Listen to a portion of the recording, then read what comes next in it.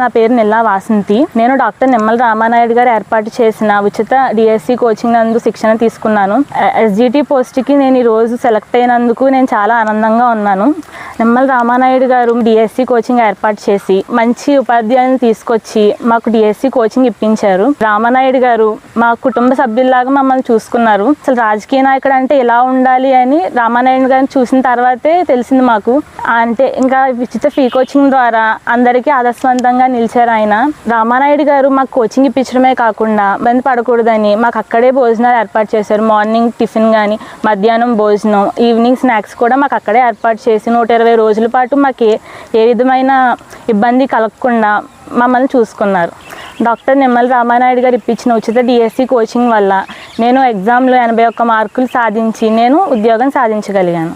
మా అమ్మాయి second grade ఉపాధ్యాయులుగా సెలెక్ట్ కాబడిందంటే కారణం డాక్టర్ నిమ్మల రామానాయుడు గారు. మరి రామానాయుడు గారికి మా జీవితాంతం రుణపడి ఉంటామని మా కుటుంబ పక్షాన వారికి. నా పేరు వాసా వెంకటనాగ వరప్రసాద్, మా దగ్గలూరు గ్రామం. నేను గత 2008 నుంచి డిఎస్సికి అప్లై చేస్తూ వస్తున్నానండి. త్రుటిలో కొద్ది మార్కులతో నేను వైఫల్యం చెందుతున్నాను. పాలకొల్లు జనవనరుల శాఖ మంత్రి డాక్టర్ నిమ్మల రామానాయుడు గారు ధర్మారావు ఫౌండేషన్ ద్వారా ఉచిత డిఎస్సి కోచింగ్ ఇప్పించడం జరిగిందండి. ఆ కోచింగ్ వల్లనే నాకు ఈరోజు స్కూల్ అసిస్టెంట్ మ్యాథ్స్లో 7th ర్యాంక్, పీజీటీ మ్యాథ్స్లో 28th ర్యాంక్, టీజీటీ మ్యాథ్స్లో 30th ర్యాంక్ సాధించగలిగానండి. ఇదంతా కేవలం నిమ్మల రామానాయుడు గారు ఇచ్చిన కోచింగ్ వల్ల నాకు సాధ్యమైంది. ఆయనకి జన్మంతా రుణపడి ఉంటామండి.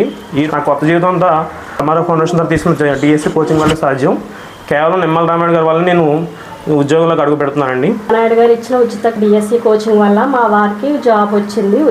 సార్కి ఎప్పుడూ రుణపడి ఉంటాం మేము. నా పేరు సిహెచ్ వెంకటరాజు. మాది పాలకొల్లు మండలం ఉల్లంపూర్ గ్రామంలో నివసిస్తున్నానండి. మొన్నటి వరకు నేను ఆదిత్య స్కూల్లో ఒక ప్రైవేట్ టీచర్గా పనిచేసి ఉన్నాను.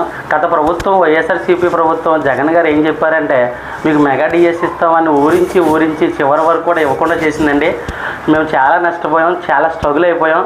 ఎప్పుడైతే కూటమి ప్రభుత్వం వచ్చిందో మెగా డిఎస్సి మీద మొట్టమొదటి సంతకం చేశారండి. చేయగానే వెంటనే నోటిఫికేషన్ విడుదల చేశారు.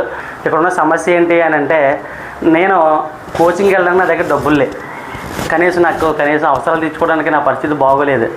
ఇటువంటి సమయంలో డాక్టర్ నిమ్మల రామానాయుడు గారు స్టేట్లో మంచి ఫ్యాకల్టీ చేత ఉచిత కోచింగ్ ఇప్పించారండి. 700 మంది పైగా కోచింగ్ తీసుకున్నామండి.